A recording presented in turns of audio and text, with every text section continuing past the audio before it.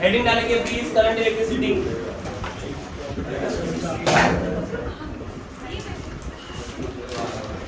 ग्यारहवीं बारहवीं में आप अपनी लाइफ की टेंशन लें और होगी नहीं। प्लीज हेडिंग डालें करंट इलेक्ट्रिसिटी। और करंट इलेक्ट्रिसिटी में ये लिखते चलो, करंट का मतलब होता है जी फ्लो।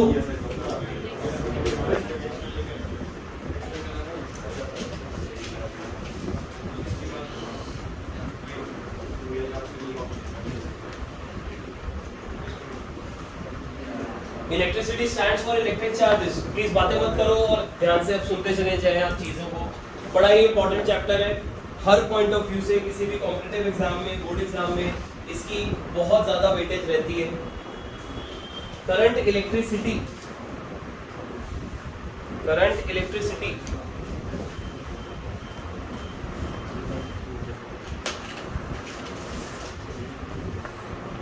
लिखेंगे। पहला पॉइंट लिखें इसके बारे में, it is the branch of physics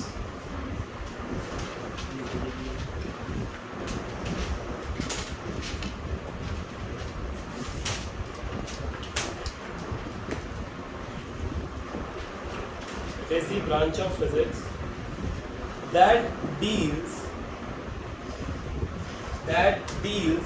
with the motion of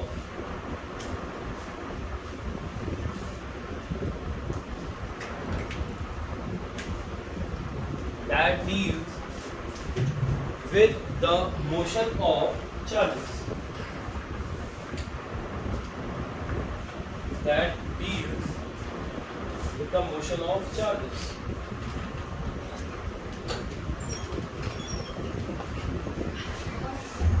That deals with the motion of charges. Other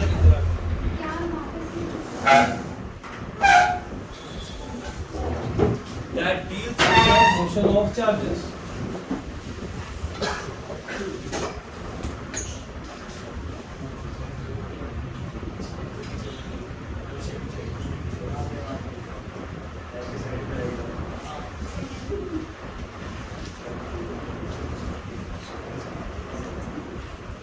next heading डालेंगे प्लीज, चार्ज कैरियर्स। बातें नहीं प्लीज, थोड़ा सीरियसली ध्यान देंगे इन चीजों पे। करंट इलेक्ट्रिसिटी अभी आपने चैप्टर का खाली नाम मोटे मोटे तौर पे जो हमें नजर आ रहा है, करंट का मतलब फ्लो है, इलेक्ट्रिसिटी इलेक्ट्रिक चार्ज, तो कुछ हम कह रहे हैं इलेक्ट्रिक चार्ज से या इलेक्ट्रिक चार्ज के मोशन से रिलेटेड कुछ चैप्टर है। बाकी इसमें क्या होगा वो तो पूरे चैप्टर में हम देखते रहेंगे। मेन टॉपिक जहां से ये चैप्टर की शुरुआत होती है उसका नाम है चार्ज कैरियर। चार्ज कैरियर का क्या मतलब होता है, लिखेंगे these are the charges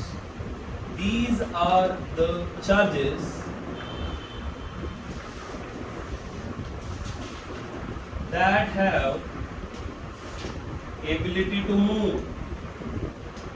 उन चार्जेस के बारे में बात करते हैं हम चार्ज कैरियर्स में जिनके पास एबिलिटी है मूव करने की। इसका मतलब सारे चार्जेस मूव नहीं कर सकते हैं। शायद ये स्टेटमेंट कुछ इस सेंस में अगर आप पकड़ोगे तो ज्यादा बेटर है।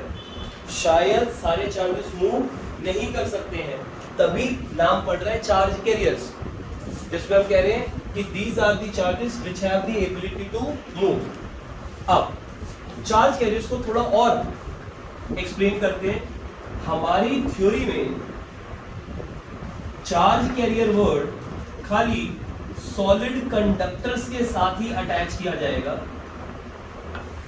लेकिन थ्योरी के अलावा भी मेरे को एक दो बातें बतानी है आपको वाइवा के लिए, वो बाद में करेंगे। पहले थ्योरी की बात करें कि अगर मान लो हमारे पास कोई कंडक्टर है, नॉर्मल सी एक तार है, इस तार को अगर हम शो करते हैं तो इस पूरे चैप्टर में हम वायर को, जब भी कोई थ्योरी एक्सप्लेन करनी होगी तो वायर को थोड़ा जूम करके बना दिया करेंगे। वायर्स जनरली सिलेंड्रिकल शेप की रहती हैं, तो वायर को हम इस तरीके से शो किया करेंगे, थोड़ा सा एनहांस्ड वर्जन है, थोड़ा जूम करके बनाएंगे। फिर सॉलिड कंडक्टर में मान लो ये वायर को अगर हम कंसीडर करें तो ये वायर लेट्स से अभी 300 केल्विन पर 300 केल्विन पर 300 केल्विन पर जो तार हमारी मौजूद है, तो इसके बहुत सारे एटम्स ने इलेक्ट्रॉन को रिलीज करा हुआ है। तो ये आ गया आपका positive ion, positive ion, positive ion, positive ion, लेकिन इलेक्ट्रॉन्स भी होंगे। एटम्स ने जब इलेक्ट्रॉन को लूज किया तो खुद पॉजिटिव आयन बन गए, और जो इलेक्ट्रॉन लूज किए हुए हैं इनको हम कहते थे फ्री इलेक्ट्रॉन। अब ये जितने भी पॉजिटिव आयन्स होते हैं इनके पास चार्ज तो है पॉजिटिव, तभी पॉजिटिव आयन बोल रहे हैं क्योंकि चार्ज तो पॉजिटिव कैरी कर रहे हैं, बट सॉलिड कंडक्टर में atoms are very closely packed. मतलब ये जो पॉजिटिव आयन आपको नजर आ रहा है इसके लेफ्ट राइट ऊपर नीचे हर जगह पॉजिटिव पॉजिटिव होगा।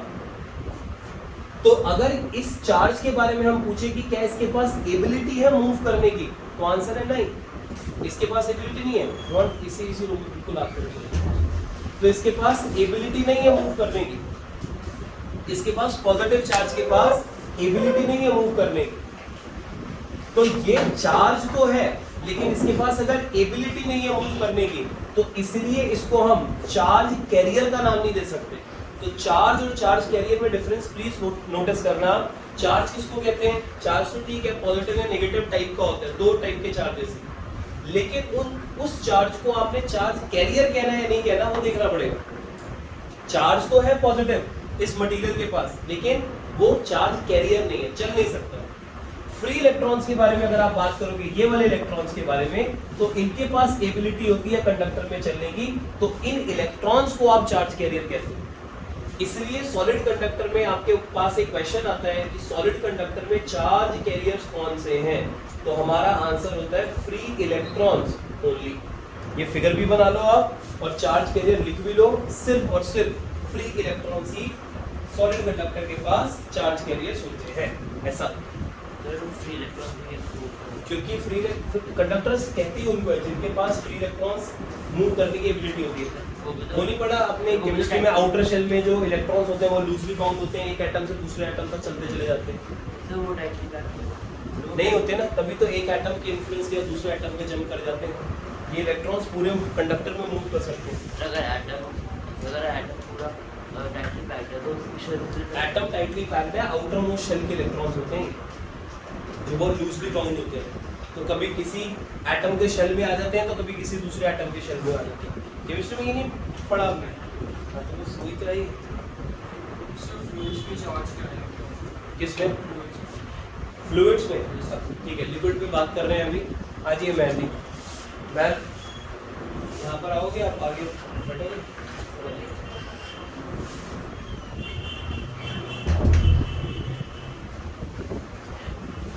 अब थोड़ा सा ना एक्स्ट्रा पॉइंट गेन करते हैं।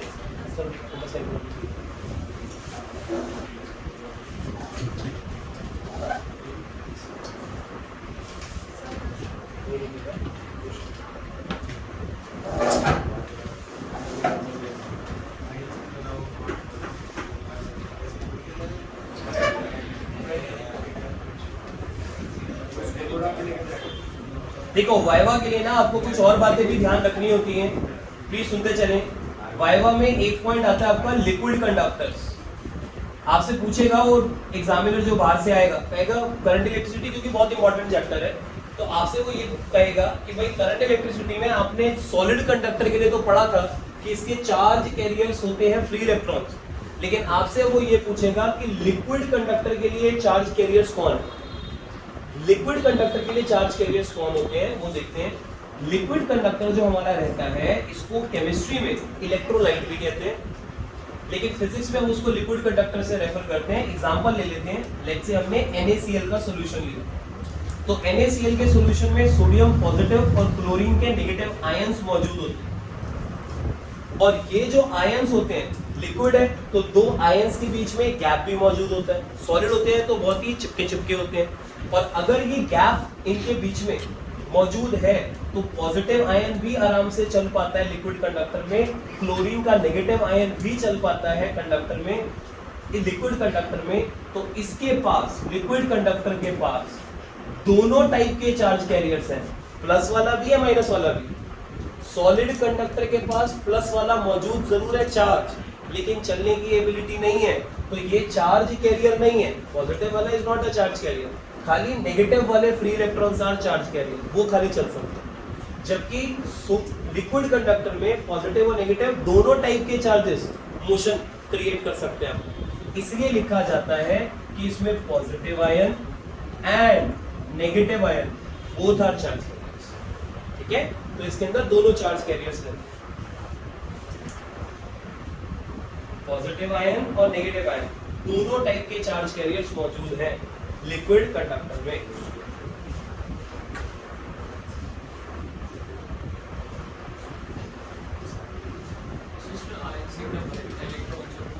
हाँ, इसमें इलेक्ट्रॉन्स नहीं है, इसमें तो जो इलेक्ट्रोलाइट्स होते हैं उसके अंदर पूरे आयन से मूव करते हैं।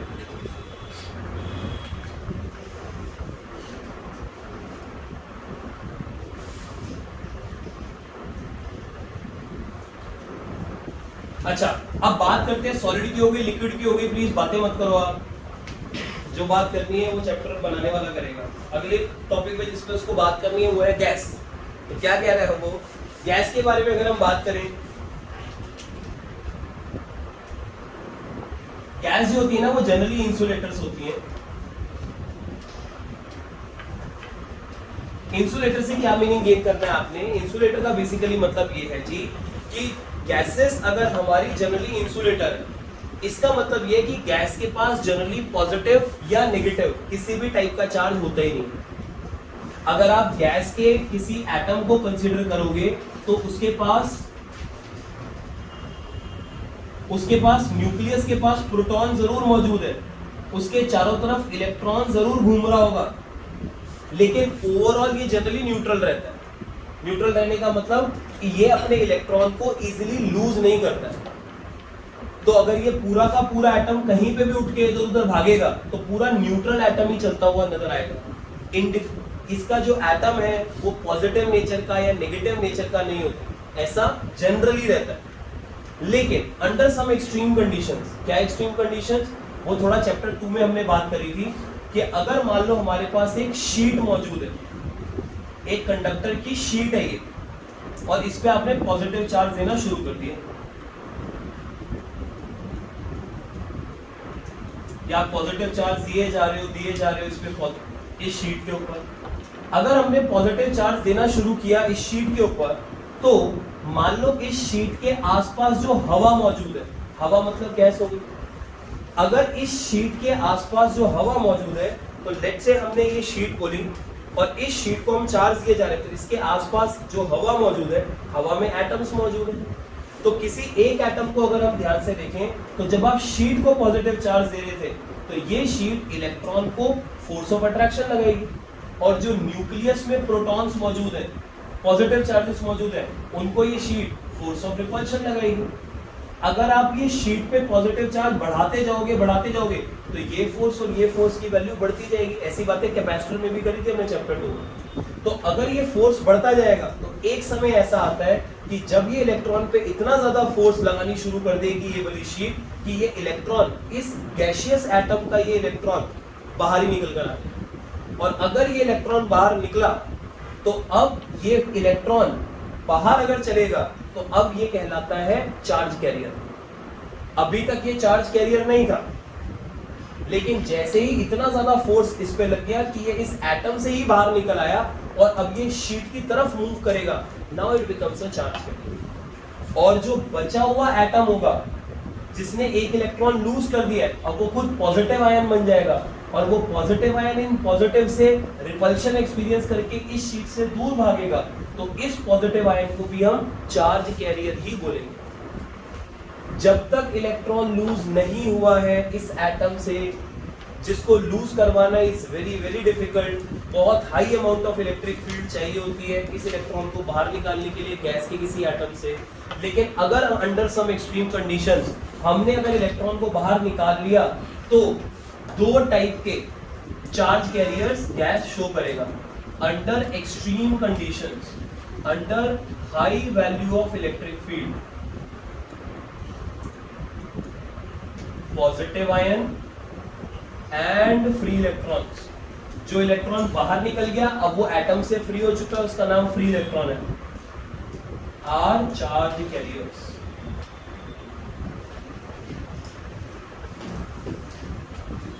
ठीक है, under very high value of electric field positive ions और फ्री इलेक्ट्रॉन्स ये हमारे चार्ज कैरियर्स बन जाएंगे।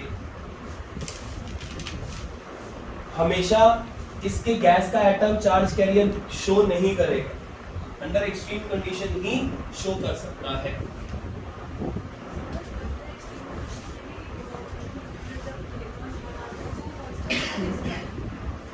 ये जैसे इलेक्ट्रॉन बाहर निकला तो ये एटम जो न्यूट्रल था, अब इसको नेगेटिविटी की कमी महसूस हुई ना, पहले जितना प्लस था उतना माइनस था, लेकिन माइनस अब इससे जुदा हो गया, तो अब जो ओवरऑल प्रोटॉन्स के पास चार्ज था वो डोमिनेट करेगा बचे हुए इलेक्ट्रॉन्स के कंपैरिजन, तो बचा हुआ एटम पॉजिटिव आयन बन जाएगा। और ये एटम प्लीज ध्यान देना, ये एटम के आसपास के एटम तो बड़े दूर दूर है, गैस के बारे में बात चल रही है, तो अगर इस एटम से इलेक्ट्रॉन निकल गया और अगर ये पॉजिटिव आयन बन गया तो अब ये पॉजिटिव आयन को चलने में कोई रुकावट नहीं है, क्योंकि अगले एटम्स बहुत दूर दूर खड़े हो, तो ये पॉजिटिव आयन आराम से चलता है। कंडक्टर के केस में, सॉलिड कंडक्टर के केस में ये पॉजिटिव आयन और इलेक्ट्रॉन जो मौजूद है ये पॉजिटिव आयन के चलने में मुश्किल है, क्योंकि ये घिरा पड़ा है चारों तरफ से सॉलिड कंडक्टर में। गैस में जो पॉजिटिव आयन बना है इलेक्ट्रॉन रिलीज करके, उसको चलने में दिक्कत नहीं है। तो अंडर एक्सट्रीम कंडीशन इसके दोनों टाइप के चार्जेस, पॉजिटिव और नेगेटिव, दोनों चार्ज कैरियर बन जाते हैं। सॉलिड कंडक्टर में सिर्फ एक ही चार्ज कैरियर रहता है, वो है फ्री इलेक्ट्रॉन। ठीक है, चलिए नेक्स्ट पॉइंट पे जंप करते हैं। लिक्विड में जिस तरीके के इलेक्ट्रोलाइटिक सॉल्यूशंस हम लेके चलते हैं जिनमें आयनिक फॉर्म में या तो आयंस बनेंगे या तो नहीं बनेंगे, लिक्विड में भी फिर ये चीज बनती है कि अगर उनके भी एटम्स जनरली अपने इलेक्ट्रॉन्स को लूज नहीं करते। इलेक्ट्रोलाइटिक सॉल्यूशन को स्पेसिफिक सॉल्यूशन ऐसे हैं जहाँ पे आपको आयनिक फॉर्म में मौजूद मिल सकते हैं दो टाइप के चार्ज। लेकिन अगर आप नॉर्मल हम बात करें लेट्स से H2O के बारे में बात करें, उसने तो कोई लूज नहीं कर रखा होता। आप नॉर्मल पानी लेते हो वो तो लिक्विड कंडक्टर नहीं है, वो इंसुलेटर का फॉर्म लेता है। हाँ, अब वो भी अगर अंडर एक्सट्रीम इलेक्ट्रिक फील्ड की कंडीशन में आएगा तो उससे इलेक्ट्रॉन बाहर निकलेगा। लेकिन जनरली जब हम लिक्विड कंडक्टर्स की बात करते हैं तो हमको स्पेसिफिक केमिकल सॉल्यूशंस की बात करते हैं, तो उस सेंस में थ्योरी बनाई है। ठीक है, अदरवाइज सारे लिक्विड कंडक्टर्स नहीं होते, लेकिन जो लिक्विड कंडक्टर्स नहीं है उनको भी अंडर एक्सट्रीम कंडीशन रखेंगे तो वो भी फिर इस टाइप का कुछ उनमें से भी इलेक्ट्रॉन बाहर निकलेंगे, तो उसमें भी पॉजिटिव आएगा, फ्री इलेक्ट्रॉन मिलेगा। लेकिन उनके सेंस में बात नहीं की जाती, ये इलेक्ट्रोलाइटिक सॉल्यूशन के सेंस में वाली बात है। तो स्पेसिफिक सॉल्यूशन को, केमिकल सॉल्यूशन को ही ध्यान में रखते हुए थ्योरी बनाई है।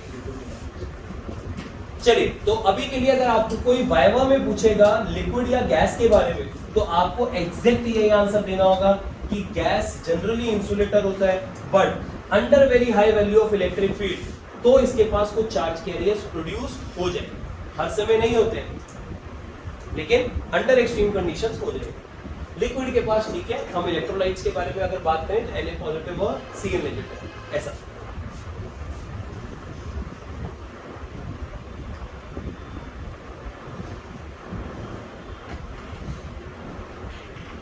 Na पॉजिटिव का बारे में वैसे भी आपको पता रहना चाहिए।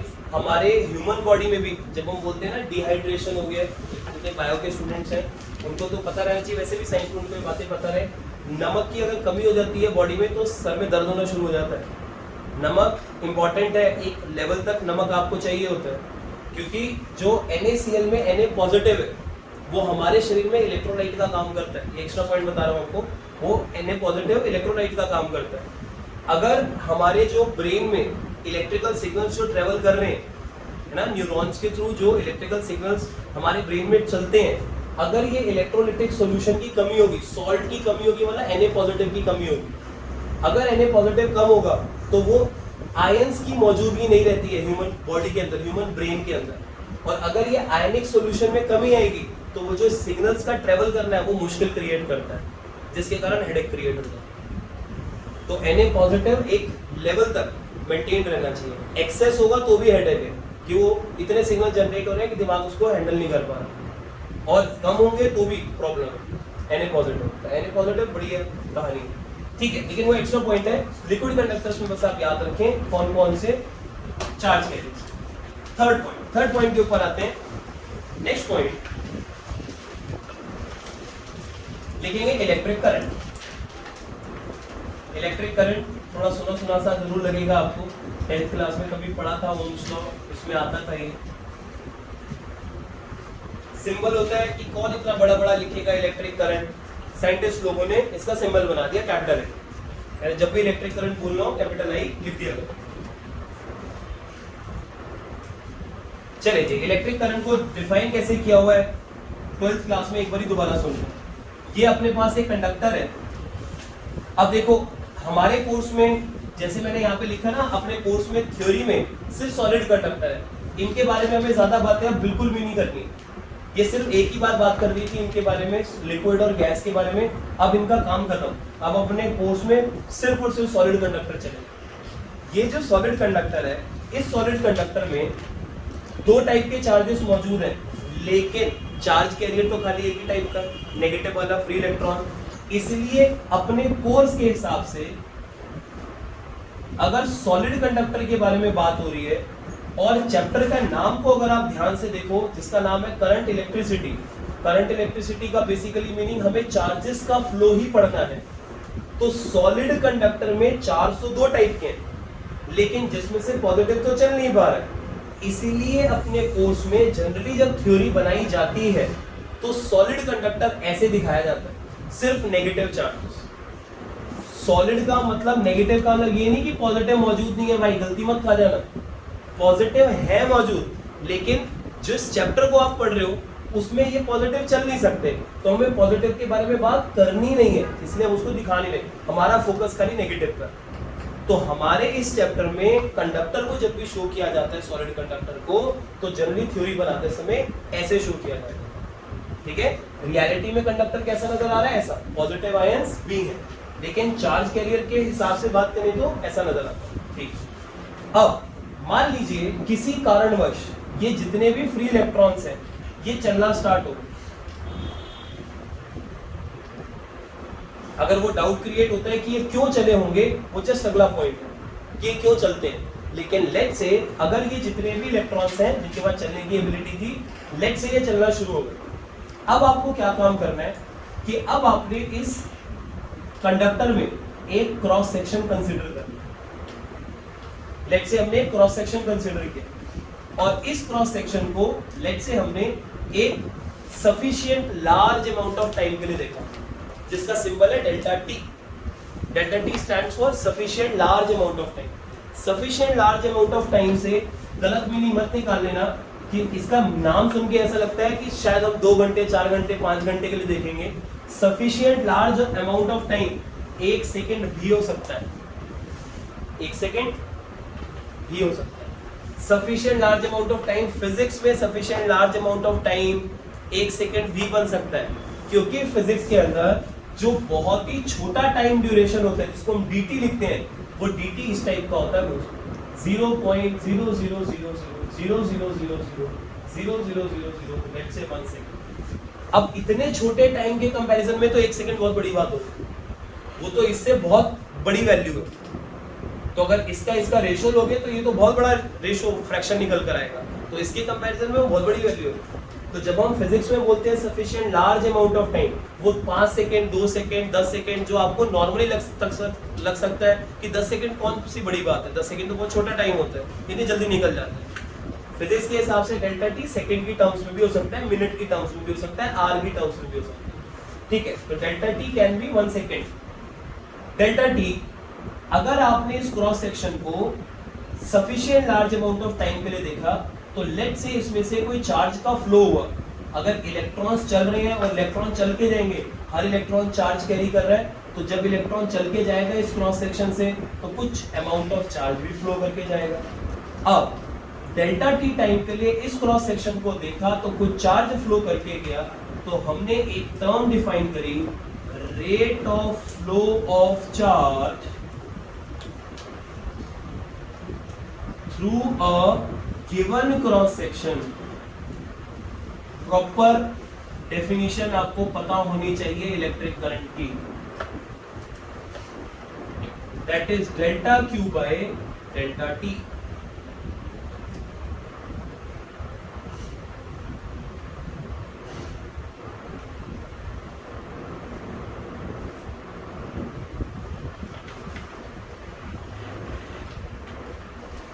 वो नाम दिया गया है आई एवरेज। देखिए प्लीज पहले ध्यान से समझते हैं इस चीज को, क्या उन्होंने डिफाइन किया। साइंटिस्ट लोगों ने कहा अगर किसी कंडक्टर में इलेक्ट्रॉन चल रहे हैं, क्यों चलेंगे, इसके पीछे जो रीजन होगा वो फोर्थ पॉइंट में सीखेंगे। लेकिन चलो चल रहे हैं, अगर चल रहे हैं तो अगर आप किसी क्रॉस सेक्शन को कंसीडर करो डेल्टा टी टाइम के लिए, अगर आप डेल्टा टी टाइम के लिए किसी क्रॉस सेक्शन को कंसीडर करोगे, तो अगर आप डेल्टा टी टाइम के लिए किसी क्रॉस सेक्शन को अगर आप कंसीडर करोगे तो आप क्या पाओगे कि डेल्टा टी टाइम में अगर delta Q amount of charge travel करके जा रहा है, तो हमने क्या किया, हमने रेट निकाल दिया। रेट का मतलब होता है समथिंग अपॉन टाइम। लेकिन जनरली बच्चे को ना अगर करंट की डेफिनेशन पूछो, 10th क्लास में भी ये पॉइंट आता है, जनरली कहा पता है क्या जाता है, current means rate of flow of charge. लेकिन current rate of flow of charge नहीं है। इतनी डेफिनेशन दोगे तो अधूरी डेफिनेशन दे रहे हो। Current is rate of flow of charge through a given cross section. मैं इसका मीनिंग समझाता हूँ प्रॉपर वे में, जिस तरीके से डिफाइंड है। एक बार गेम कीजिएगा। मान लो आपने ये क्रॉस सेक्शन देखा, मान लो आपने इस क्रॉस सेक्शन को 10 सेकंड के लिए ऑब्जर्व किया, तो 10 सेकंड एक अच्छा खासा टाइम माना जाएगा फिजिक्स में, और इसमें 5 कूलम का चार्ज ट्रेवल करके भी चला गया। 10 सेकंड के अंदर 5 कूलम का चार्ज ट्रेवल करके लेट से गया। अब अगर आप ये फॉर्मूला लगाओ rate of flow of charge का, तो करंट की वैल्यू इस सिचुएशन में जो निकल कर आएगी, वो करंट की वैल्यू देखो क्या बनेगी। Current will be delta Q, कितना चार्ज गया 5 कूलम, डिवाइडेड बाय कितने टाइम में गया 10 सेकंड।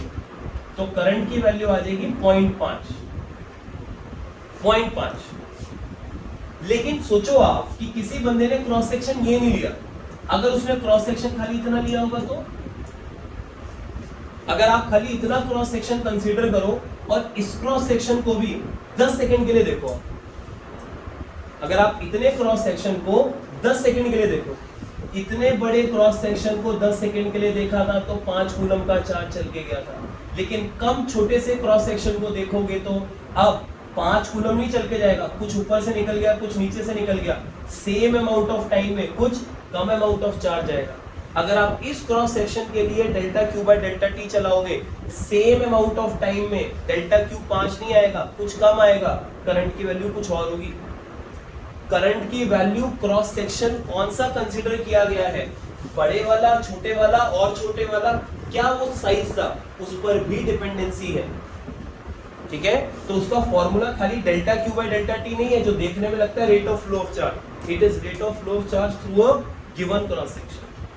बाय डिफॉल्ट जब आपको क्रॉस सेक्शन नहीं ठीक से स्पेसिफाइड हो, बाय डिफॉल्ट ऐसे केस में आपको क्या काम करना है, अगर आपको ये ठीक से डिफाइंड नहीं है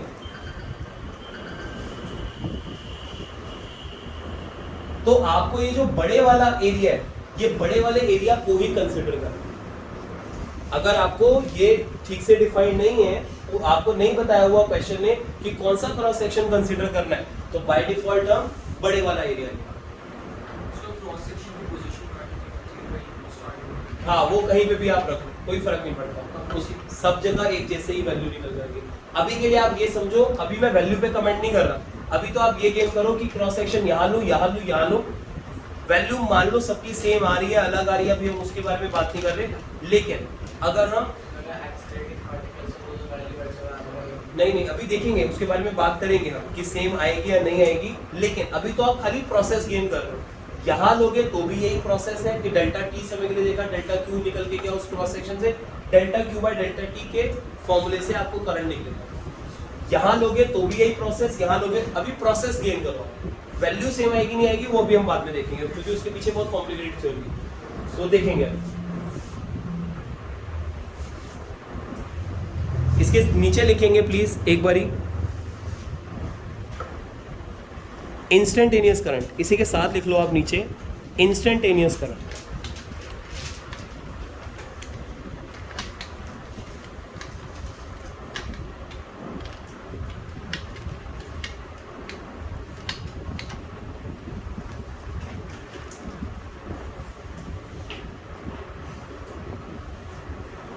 ठीक है। लेट्स से इसके साथ लिख रहे हैं हम इंस्टेंटेनियस करंट। अब देखो इंस्टेंटेनियस करंट क्या होता है, अगर आपने इस क्रॉस सेक्शन को, लेट्स से हम बड़े वाले क्रॉस सेक्शन की ही बात कर रहे हैं जो कि जनरली की भी जाती है, लेकिन कुछ क्वेश्चन ऐसे आएंगे जहां क्रॉस सेक्शन को क्वेश्चन बनाने वाला कुछ उल्टा सीधा दे देगा।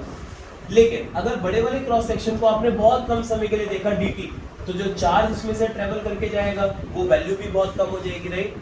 तो dt समय के लिए आपने देखा और dq का चार्ज ट्रेवल करके जा रहा है इसमें। अब बहुत कम चार्ज ट्रेवल करके क्या, आपने फिर से यही फॉर्मूला लगाया कि अब निकालते हैं rate of flow of charge through a given cross section. Cross section वही है, लेकिन अब आप देख कम समय के लिए रहे। अब अगर आप rate of flow of charge निकालोगे तो फॉर्मूला बनेगा dq by dt। इसको डिफाइन किया गया है इंस्टेंटेनियस करंट, सिंबल होता है उसका I इंस्टेंटेनियस। तो ध्यान से अगर आप देखो तो फिजिक्स में इलेक्ट्रिक करंट नाम की कोई क्वांटिटी ही नहीं है सच्ची में। या तो वो क्वांटिटी एवरेज होती है या तो वो इंस्टेंटेनियस होती है। तो करंट या तो आप ज्यादा टाइम के लिए क्रॉस सेक्शन को देखोगे या कम टाइम के लिए देखोगे। तो दोनों में से कोई भी क्वेश्चन करंट का जब भी हम सॉल्व करते हैं तो जिसको हम करंट बोल रहे होते हैं या तो वो इस कैटेगरी को बिलोंग करता है या इसको बिलोंग करता है। बाकी वो डिपेंड करेगा कि हम कम टाइम के लिए देख रहे थे, ज्यादा के लिए देख रहे थे। तो करंट खुद में कुछ नहीं होता है, तो हर क्वेश्चन में या तो वो एवरेज होगा या वो इंस्टेंटेनियस होगा, डिपेंडिंग अपॉन टाइम इंटरवल बड़ा था या छोटा था। ऐसे इसमें एक चीज और ध्यान देने वाली है, वो ये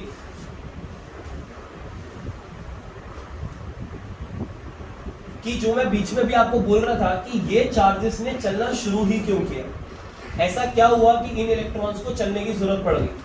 उस पॉइंट पर आप आते हैं, इस बात पे ध्यान देते हैं। आप पहले ये कुछ लिखना रह गया तो आप इसको कंप्लीट कर लो। इंस्टेंटेनियस तक बात सबकी कंप्लीट है, ठीक है। आप फोर्थ पॉइंट पर आ जाइए।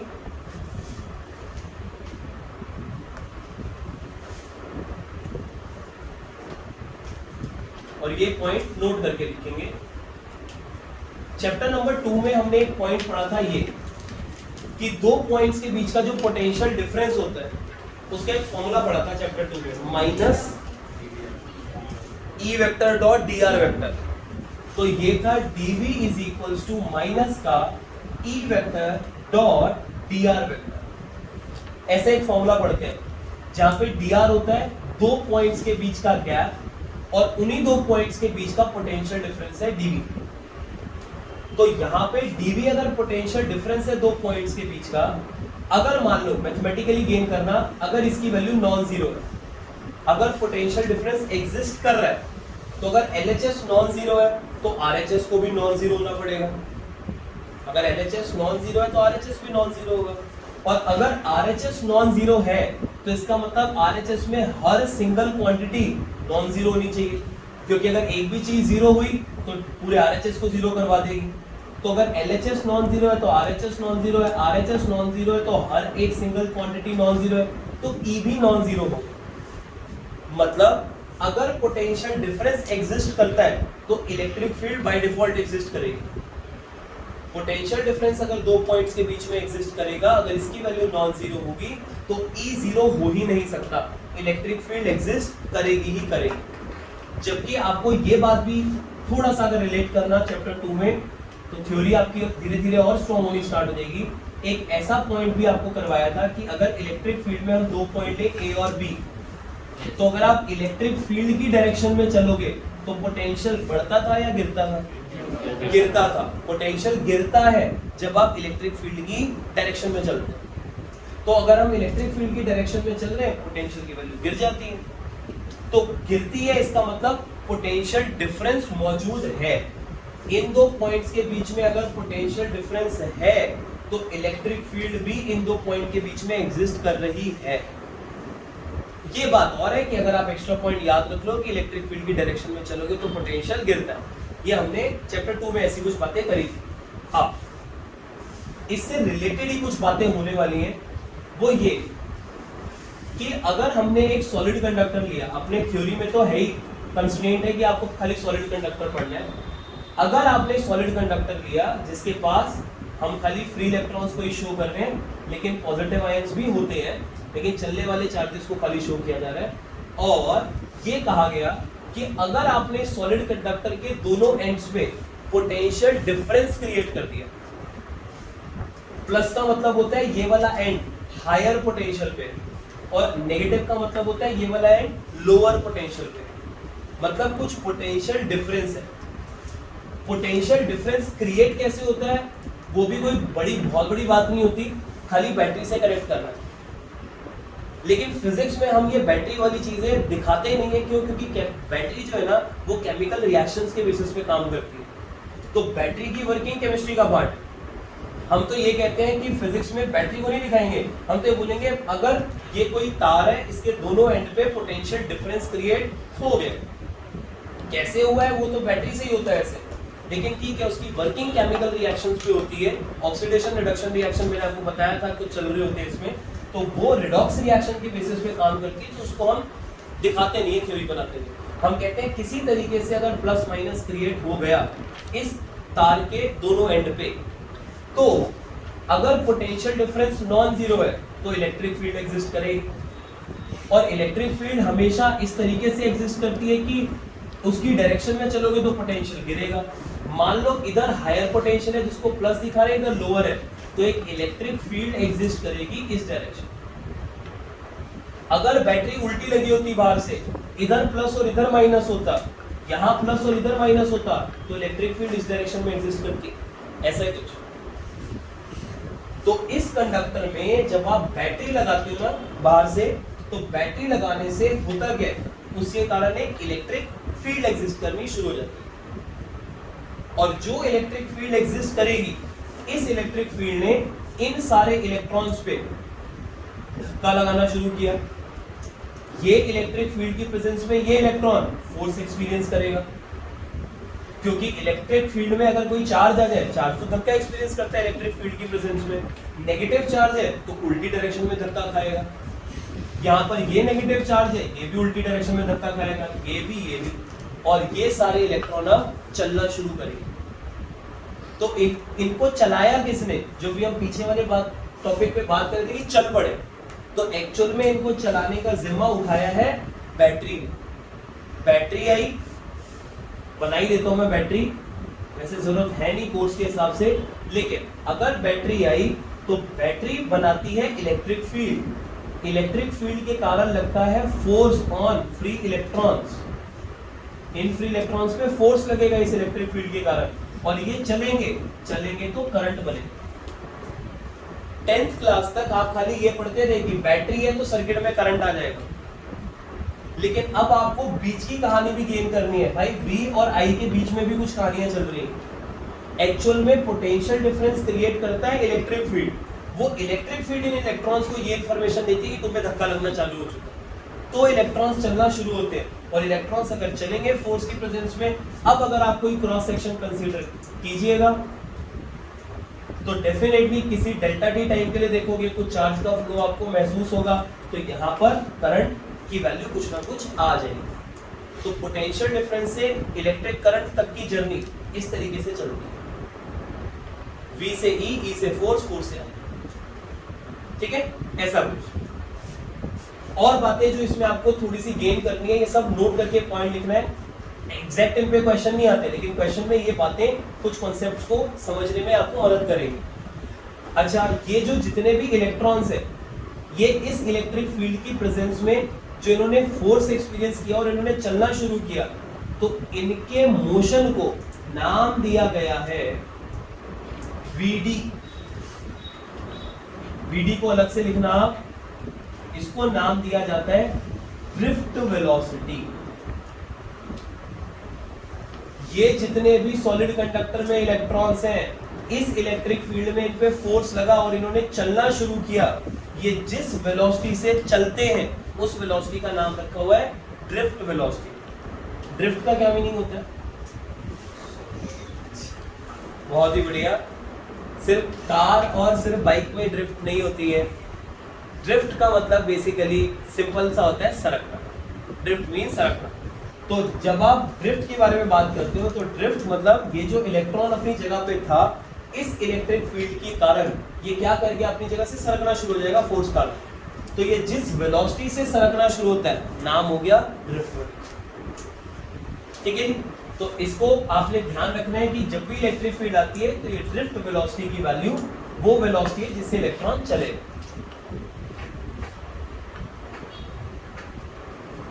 अब टोटल थ्योरी देखो क्या बनने जा रही है। अगर V की वैल्यू को हम बढ़ाएं, बाहर से बैटरी मान लो 10 वोल्ट की जगह 20 वोल्ट की लगा दो, आप पहले 10 वोल्ट की थी, बाद में 20 वोल्ट की बैटरी लगा दो। क्या अगर आपने पोटेंशियल डिफरेंस बढ़ा दिया बाहर से, तो ये प्लस और माइनस के बीच का जो गैप है अगर ये बढ़ गया, तो जरा ऊपर आते हैं, पोटेंशियल डिफरेंस की वैल्यू अगर बढ़ेगी, लेकिन जिन दो पॉइंट्स के बीच में पोटेंशियल डिफरेंस लगा रहे हो आप, पहले 10 लगा रहे थे अब 20 लगा रहे हो, dr नहीं कम ज्यादा हुआ है, मान लो तार वही है, तो जिन दो पॉइंट्स के बीच में पोटेंशियल डिफरेंस आप देख रहे हो वो dr, वो दूरी उतनी है। LHS अगर बढ़ेगा, पोटेंशियल डिफरेंस बढ़ रहा है, तो डेफिनेटली E की वैल्यू को ही बढ़ना पड़ेगा। LHS बढ़ रहा है तो RHS बढ़ेगा, लेकिन RHS में dr अगर चेंज नहीं हो रहा तो E को बढ़ना पड़ेगा।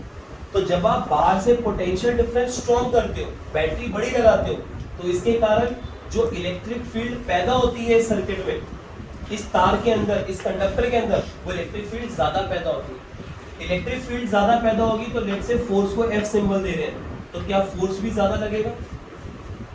इलेक्ट्रिक फील्ड ज्यादा पैदा होगी तो फोर्स भी ज्यादा लगेगा। अगर फोर्स ज्यादा लगेगा तो क्या इलेक्ट्रॉन्स के चलने की एबिलिटी स्ट्रांग होगी? अगर फोर्स इन इलेक्ट्रॉन्स पे ज्यादा लगेगा तो क्या ये इलेक्ट्रॉन जब चल रहे हैं, जितनी स्पीड, जितनी वेलोसिटी से चल रहे हैं, क्या ये और तेजी से मूव करेंगे? तो ये इलेक्ट्रॉन्स की जो स्पीड है वो इंप्रूव कर जाएगी क्योंकि फोर्स ज्यादा लगे। और अगर इनकी स्पीड इंप्रूव करती है तो उसका रिजल्ट होता है कि करंट की वैल्यू इस तार में बढ़ जाएगी। कैसे बढ़ेगी? मैं आपको कुछ बातें बताता हूं, ध्यान से सुनना। देखो एक बार प्लीज ध्यान देना, मान लो हमने 10 वोल्ट की बैटरी लगाई। जब आप 10 वोल्ट की बैटरी लगा रहे हो तो मान लो ये इलेक्ट्रॉन सरक तो रहे हैं, बैटरी है, इलेक्ट्रिक फील्ड है, फोर्स है, तो चलेंगे तो सही इलेक्ट्रॉन। मान लो ये भी चल रहे हैं 2 मीटर पर सेकेंड, ये भी 2 से चल रहा है, ये भी 2 से चल रहा है, ये इलेक्ट्रॉन्स 2 से चल रहे हैं। ये वाले क्रॉस सेक्शन को मान लो आपने 1 सेकंड के लिए ऑब्जर्व किया, ये वाले क्रॉस सेक्शन 1 सेकंड के लिए। मान लेते हैं एक इलेक्ट्रॉन यहाँ पे और लो, ये भी 2 से चल रहा है,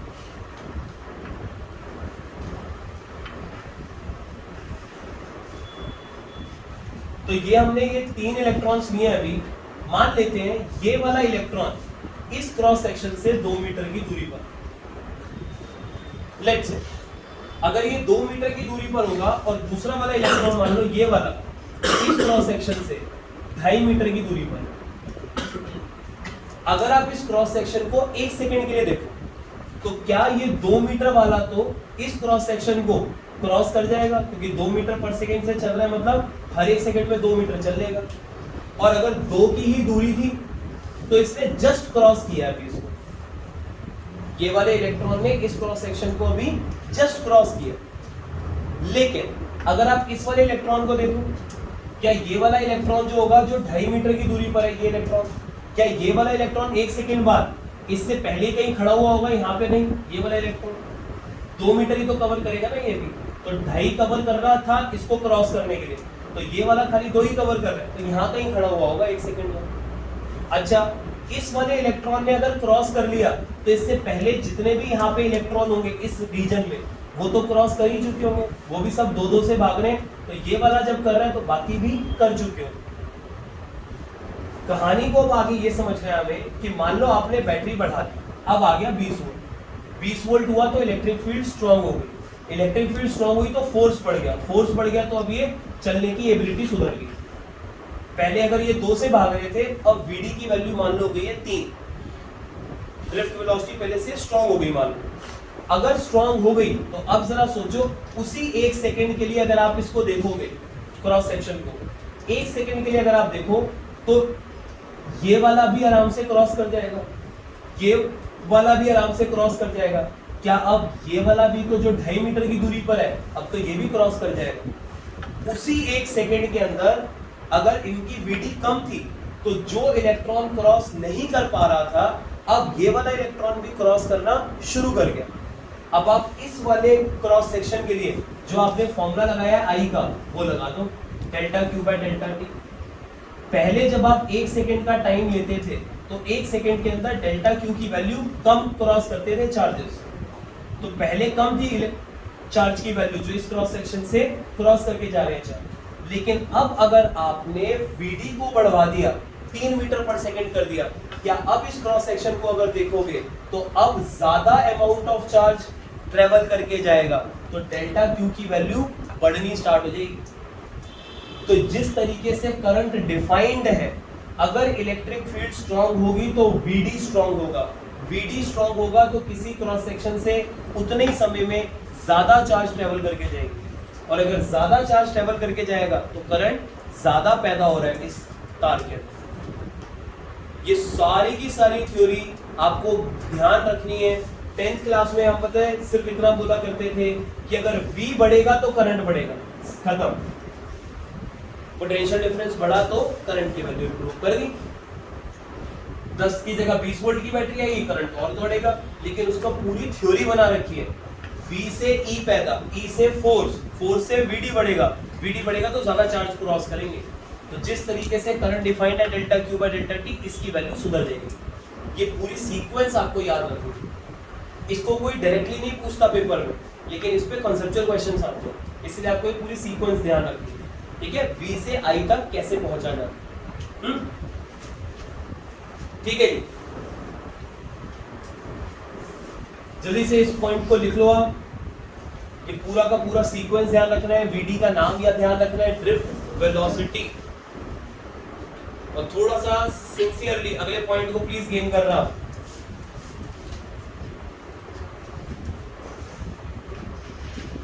पांचवा पॉइंट, हेडिंग डाल दीजिए relation between I and VD, relation between I and VD।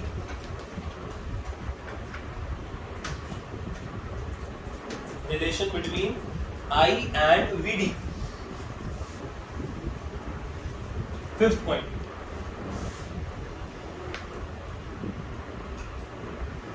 ये एक डेरिवेशन है,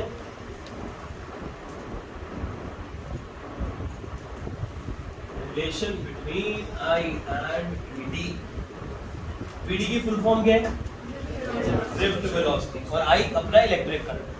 ड्रिफ्ट वेलोसिटी और करंट के बीच में एक रिलेशन होता है, जरा उसको हम निकालने जा रहे हैं। देखिए कैसे निकलेगा रिलेशन। सबसे पहले हमने एक सॉलिड कंडक्टर कंसीडर किया।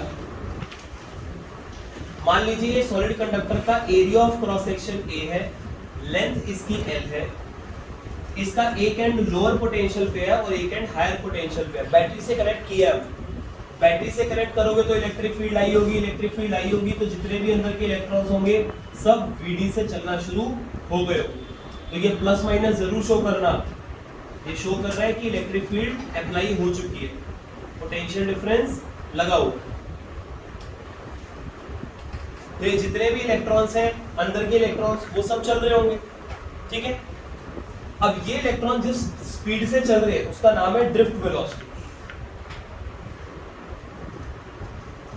इस कंडक्टर के लिए साइंटिस्ट लोगों ने एक बहुत बढ़िया चीज डिफाइन करी, which is number of free electrons per meter cube। ये जो लिखा है नंबर ऑफ फ्री इलेक्ट्रॉन्स पर मीटर क्यूब, ये काफी हद तक तो खुद ही एक्सप्लेनेटरी है कि किसके बारे में बात हो रही है, लेकिन आप खुद से भी अपने आप को एक बार समझाने की कोशिश करो कि इससे आप खुद क्या मीनिंग निकालते हो। नंबर ऑफ फ्री इलेक्ट्रॉन्स पर मीटर क्यूब।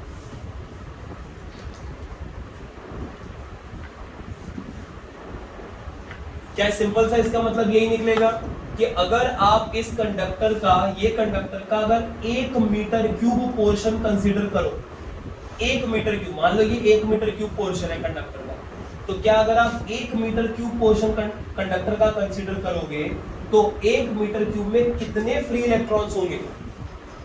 क्या ये इसी की इंफॉर्मेशन, 1 मीटर क्यूब में कितने फ्री इलेक्ट्रॉन्स मौजूद है फॉर द गिवन कंडक्टर, ये इंफॉर्मेशन चल रही है।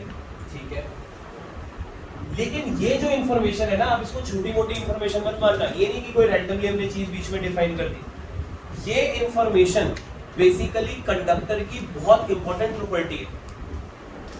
ये वाली जो भी वैल्यू निकल कर आएगी कि 1 मीटर क्यूब पोर्शन में कितने इलेक्ट्रॉन्स मौजूद होंगे, ये आपको कंडक्टर का बहुत ही एक इंपॉर्टेंट पैरामीटर है, जो ये बताता है कि कोई कंडक्टर कितना बढ़िया कंडक्टर है या कितना बेकार कंडक्टर है। सोचो कि अगर मेरे पास 1 मीटर क्यूब पोर्शन अगर आपने लिया और मान लो यहाँ पे इलेक्ट्रॉन्स की कमी है बहुत, इसकी वैल्यू बहुत ही पुअर है। अगर हर 1 मीटर क्यूब पोर्शन में अगर नंबर ऑफ इलेक्ट्रॉन्स बहुत ही कम है, अब सोचो आपने बैटरी सब लगा दी, अब आपने कोई क्रॉस सेक्शन लिया, जब इलेक्ट्रॉन्स ही नहीं होंगे इस मटेरियल के अंदर, फ्री इलेक्ट्रॉन्स की ही अगर कमी है, तो अगर आप इसको 10 सेकंड के लिए देख रहे हो तो जो चार्ज का फ्लो होगा वो भी कम होगा। पक्की बात है कि अगर ये ज्यादा इलेक्ट्रॉन्स ही नहीं है, इसकी वैल्यू अगर कम है, तो नंबर ऑफ इलेक्ट्रॉन्स जो इस क्रॉस सेक्शन से क्रॉस करके जाएंगे, क्या वो नंबर भी कम ही जाएगा एक गिवन टाइम के अंदर। नंबर कम जाएगा तो चार्ज की वैल्यू कम क्रॉस होगी, चार्ज की वैल्यू कम क्रॉस होगी तो delta Q by delta T for a given time come value पैदा होगी। इसका मतलब ये मटेरियल बेकार कंडक्टर, जिसका नंबर ऑफ फ्री इलेक्ट्रॉन्स पर मीटर क्यूब कम वैल्यू का होता है, जिसके पास इलेक्ट्रॉन्स की ही कमी है, वो डेफिनेटली एक अच्छा कंडक्टर तो बन ही नहीं सकता। और सोचो अगर इसकी वैल्यू बहुत ज्यादा हो, बहुत सारे इलेक्ट्रॉन्स हो अगर, तो करंट ज्यादा बनना शुरू हो जाएगा, क्योंकि अगर इसकी कमी थी तो चार्जेस ज्यादा फ्लो नहीं कर पा रहे थे गिवन टाइम में। ये ज्यादा होंगे तो एक गिवन क्रॉस सेक्शन को 10 सेकंड में देखोगे तो ज्यादा लोग अगर चलते हुए आ रहे हैं, डेफिनेटली इससे चार्ज भी ज्यादा क्रॉस करेगा, करंट ज्यादा डेवलप होगा। तो it is a very very important parameter for a given conductor. But again एक बात सोचो, ध्यान देना इधर, इसके अंदर एक और इंपॉर्टेंट बात जो आपने खुद से समझने की कोशिश करना, मान लो मैंने एक मटेरियल लिया कॉपर और एक लिया एल्यूमिनियम, कहने को दोनों ही कंडक्टर होते हैं, एल्यूमिनियम भी कंडक्टर है, कॉपर भी कंडक्टर है, सिल्वर, गोल्ड, ये सब कंडक्टर की कैटेगरी है। लेट्स से आपने 4 मटेरियल के नाम सुने, copper, silver, aluminium, gold, let's say, अब क्या इन सब के लिए ये डेटा सेम होगा या अपना अलग अलग होगा? अलग अलग होगा ना, यही तो उनको अलग अलग बनाता है, तभी तो उनके अलग अलग नाम पड़े हुए हैं। अगर आपने कॉपर को 300 केल्विन टेम्परेचर पे रखा, लेट्स से इसका भी सराउंडिंग का टेम्परेचर 300 केल्विन है, अब 300 केल्विन पे कॉपर के 1 मीटर क्यूब में कितने इलेक्ट्रॉन्स हैं और एल्यूमिनियम में कितने हैं, यही तो डिस्टिंग्विशिंग फैक्टर है जो किसी कंडक्टर को अच्छा या बुरा बनाएगा। जब हम कहते हैं सिल्वर एक बहुत ही बढ़िया कंडक्टर है, तो इसका मतलब कॉपर के कंपैरिजन में ज्यादा बड़ी वैल्यू कैरी करता है वो एक गिवन टेम्परेचर पे, रूम टेम्परेचर पे पर मीटर क्यूब सिल्वर के पास ज्यादा नंबर ऑफ इलेक्ट्रॉन्स होते हैं, ये उसको बढ़िया कंडक्टर बनाता है कॉपर या एल्यूमिनियम से। तो ये बहुत इंपॉर्टेंट पैरामीटर है, और इसी इंपॉर्टेंट पैरामीटर को एक और नाम भी दिया जाता है, इसको नंबर डेंसिटी भी लिखा जाता है। तो नंबर डेंसिटी किसी कंडक्टर की एक वो पैरामीटर होता है जो ये बताता है कि वो बढ़िया कंडक्टर बनेगा या बेकार कंडक्टर बनेगा। ऐसे भी लिख सकते हो, ऐसे भी लिख सकते हो, लेकिन इतना बड़ा बड़ा ना लिखना पड़े, साइंटिस्ट लोगों ने इसका एक प्यारा सा छोटा सा सिंबल बना दिया, स्मॉल एन। तो स्मॉल एन किसी कंडक्टर की बहुत इंपॉर्टेंट प्रॉपर्टी है, जो उसको बढ़िया या बेकार कंडक्टर की कैटेगरी में डालेगा। एन ज्यादा तो बढ़िया कंडक्टर, कम है तो बेकार कंडक्टर। अच्छा, एन की ऐसा यूनिट पे कमेंट करोगे आप, क्या ऐसा यूनिट बनेगी इसकी? कूलम पर मीटर क्यूब, जो जनरली आंसर आता है, लेकिन होता ये गलत है, तभी पूछ रहा हूं आपसे। कुछ भी नहीं बोलोगे तो भी गलत है। क्या? m-3, m-3 खाली पर मीटर क्यूब है इसकी ऐसा यूनिट। भाई नंबर की तो कोई यूनिट ही नहीं होती। ध्यान से अगर देखो ये क्या समझा रहा है, मान लो n की वैल्यू कोई बोल रहा है 10,000 इलेक्ट्रॉन्स मौजूद है पर मीटर क्यूब, इसका आंसर किस सेंस में आएगा? ऐसे ही तो होगा ना, कितने नंबर ऑफ फ्री इलेक्ट्रॉन्स मौजूद है पर मीटर क्यूब। तो लेट्स से नंबर है 10,000, 1 मीटर क्यूब में 10,000 इलेक्ट्रॉन है, मान लो, एक रैंडम डेटा ले रहा हूं, तो 10,000 पर मीटर क्यूब, तो 10,000 तो नंबर है, उसकी तो कोई ऐसा यूनिट है नहीं, तो खाली पर मीटर क्यूब ही है इसकी ऐसा यूनिट। ठीक है, तो n की ऐसा unit is not coulomb per metre cube, इसकी ऐसा unit is per metre cube. ठीक है, आगे सुनते हैं।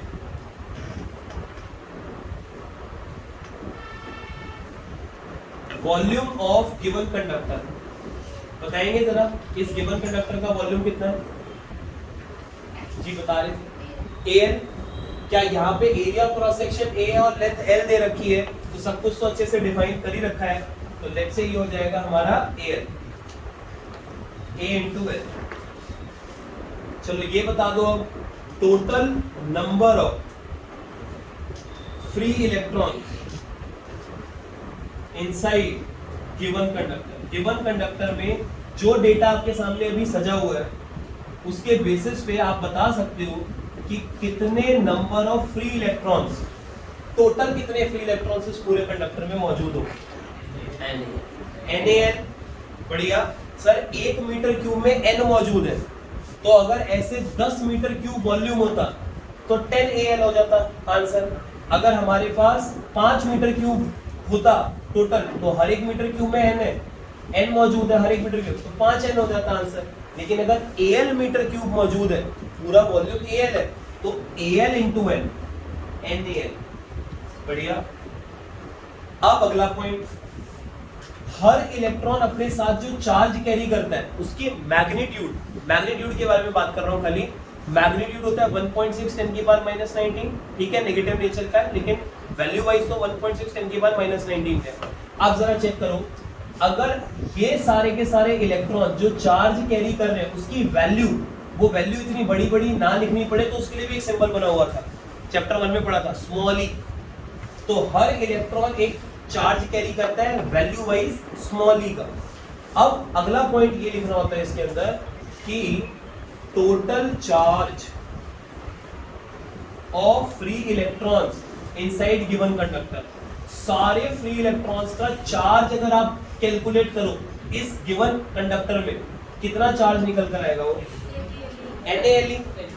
हर एक का अगर E है और इतने इलेक्ट्रॉन्स मौजूद हैं, तो जो टोटल चार्ज हमारे पास निकल कर आएगा वो हो जाएगा NaLe।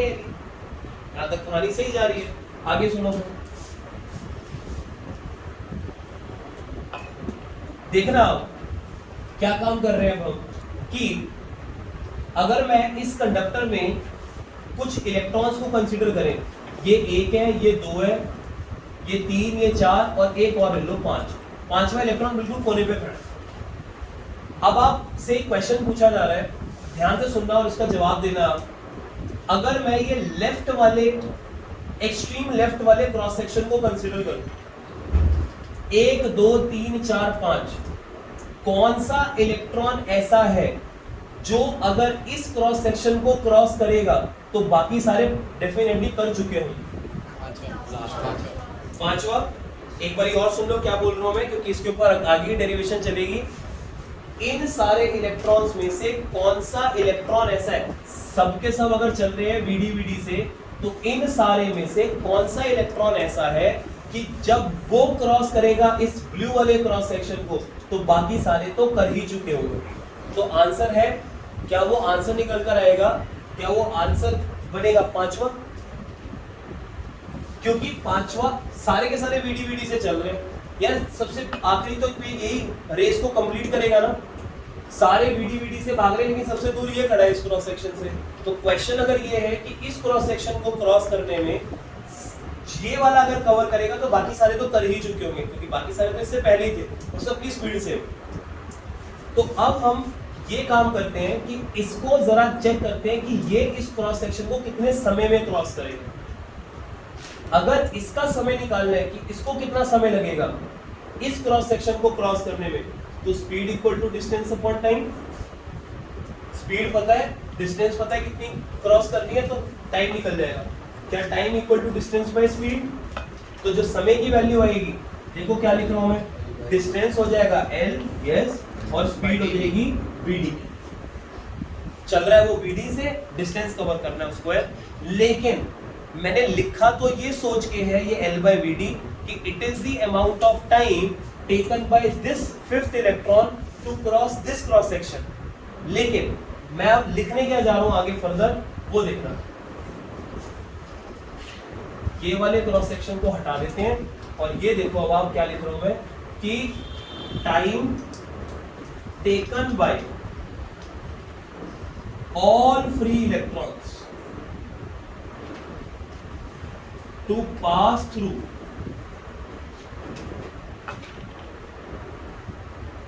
Shaded area of cross section. Check कर लो।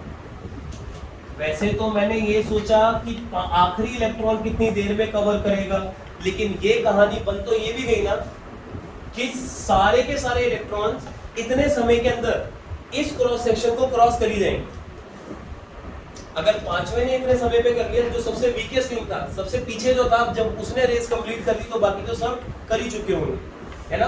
तो इसका समय मतलब रेस खत्म। तो time taken by all free electrons will be L by V कह सकते हैं। यहीं पे हमारा बस आंसर अब आने वाला है कि करंट अगर आपसे कोई पूछे इस क्रॉस सेक्शन के लिए, सर करंट तो हमें पता है delta Q by delta T defined था। अब चेक करो मैं इस क्रॉस सेक्शन को अगर इतने समय के लिए देखूं L by VD के लिए, तो अगर मैं डेल्टा टी की जगह पे L by VD डालूं, बताएंगे डेल्टा क्यू की जगह पे क्या लिखूं? NaLe। गुड। क्योंकि अगर मैंने इस क्रॉस सेक्शन को इतने समय के लिए देखा तो सारा चार्ज ही क्रॉस करके जा चुका है, और सारा चार्ज है कितना, वो तो इतनी वैल्यू का है। ये लिखा तो था टोटल चार्ज, इलेक्ट्रॉन ही खाली चल सकते हैं और सारे इलेक्ट्रॉन का चार्ज मिला के इतना था, तो इतने समय में सारा चार्ज ही इससे क्रॉस कर जाएगा। तो NaLe का चार्ज क्रॉस कर जाएगा, L से L कटेगा, VD ऊपर आएगा। ये बन गया बहुत बहुत important relationship, I is equal to NaVD। Very very important relation. इसके ऊपर काफी क्वेश्चन देखने को मिलेंगे आपको। I equals to NaVD। MEM इस पे इसलिए लिखा है ताकि आप अपनी मेमोरी में डालेंगे, बड़ा इंपॉर्टेंट फॉर्मूला है। चैप्टर नंबर 3 का सबसे पहला फॉर्मूला ये I equals to NaVD। Delta Q by delta T भी वैसे हमने देखा है, लेकिन ठीक है वो 10th में भी पता होता है। I इक्वल्स टू NaVD, ठीक है। और बल्कि यहां से भी कोई बच्चा चाहे तो डायरेक्ट रिलेशन देख सकता है कि अगर VD की वैल्यू बढ़ेगी, VD मतलब इलेक्ट्रॉन्स पे अगर फोर्स ज्यादा लग रहा होगा तो VD ज्यादा आएगा, VD ज्यादा होगा तो करंट ज्यादा, डायरेक्टली प्रोपोर्शनल नजर भी आ रहा है, ठीक है। तो थोड़ा फॉर्मूले की भी फील उठाओगे कि जो निकाला है उसके बाद VD बढ़ेगा तो I बढ़ रहा है, और ऐसा हो भी रहा था। जब हम पीछे इससे पहले देख रहे थे कि 2 से चलाओगे या 3 मीटर पर सेकंड से चलाओगे तो ज्यादा चार्जेस क्रॉस कर रहे थे गिवन क्रॉस सेक्शन में, तो delta Q by delta T की वैल्यू बढ़ भी रही, तो ये डायरेक्टली प्रोपोर्शनल होता है, ठीक है। Very very important relation.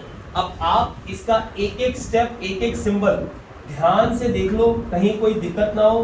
बस एक चीज जिसमें मेजॉरिटी बच्चा गलती खाता है, अभी तो चलो हमने डेरिवेशन करी है तो दिक्कत नहीं है, आने वाले टाइम पे ये फॉर्मूले पे जब न्यूमेरिकल आते हैं तो क्वेश्चन बनाने वाला कभी कभी आपको ना ऐसा देता है, कहता है total number of free electrons inside the given conductor, total number of free electron सारे दे देगा कि पूरे कंडक्टर में कितने मौजूद हैं। बच्चे को फॉर्मूला तो ये याद होता है NaVD, वो पता है क्या गलती खाता है, N की जगह पे वैसे N का नंबर ऑफ फ्री इलेक्ट्रॉन पर मीटर क्यूब, 1 मीटर क्यूब में कितने इलेक्ट्रॉन्स है वो लिखना था आपको, लेकिन क्वेश्चन बनाने वाला जबरदस्ती पूरे कंडक्टर के इलेक्ट्रॉन्स दे देता है। अब पूरे कंडक्टर में कितने इलेक्ट्रॉन्स मौजूद हैं वो वाली वैल्यू अगर यहाँ पे डालोगे तो उल्टे सीधे आंसर आएंगे, क्योंकि डालना तो पर मीटर क्यूब का आंसर था। ऐसे केस में आपको ये करना होता है कि अगर उसने टोटल नंबर ऑफ इलेक्ट्रॉन्स दिए हैं तो आपको पहले टोटल वॉल्यूम निकालना पड़ेगा, A/N टोटल वॉल्यूम, फिर आप टोटल नंबर ऑफ इलेक्ट्रॉन्स को टोटल वॉल्यूम से डिवाइड करोगे तो पर यूनिट वॉल्यूम का आंसर आएगा। क्वेश्चन जब आएगा तब देख लेंगे, लेकिन मेरे को अभी जो इंपॉर्टेंट पॉइंट ध्यान देना है वो ये कि small n total number of electrons नहीं है, आपको ये ध्यान रखना है, क्योंकि मेजॉरिटी बच्चा इसी में गलती खाता है। तो इसीलिए क्योंकि यहाँ पे ज्यादातर गलती लगती है, इस n को भले एक बारी और अपने फॉर्मूले में लिख लो, ऊपर भी लिखा हुआ है, नीचे एक बारी और लिखो, this n is number of free electrons पर मीटर क्यूब, ताकि गलती से भी गलती ना हो। ये टोटल नंबर ऑफ इलेक्ट्रॉन्स नहीं है, ठीक है। I इक्वल टू NaVD में this is number of free electrons पर मीटर क्यूब, और इसके बेसिस पे अब आप एक क्वेश्चन को ट्राई कीजिए। सारे स्टेप इसके देख लेना आप एक बारी, कोई स्टेप में दिक्कत हो तो जरूर पूछ लो।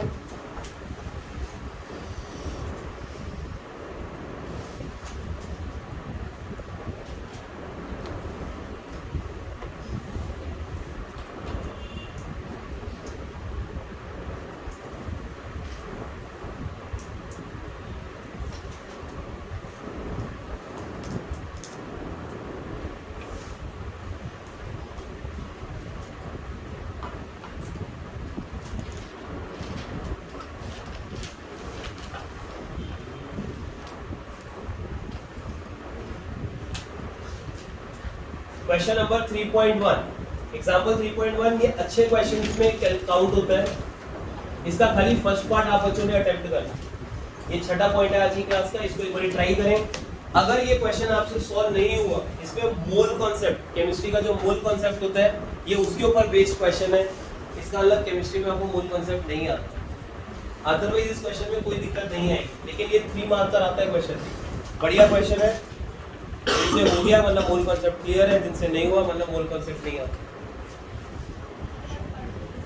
ट्राई करें एक बारी।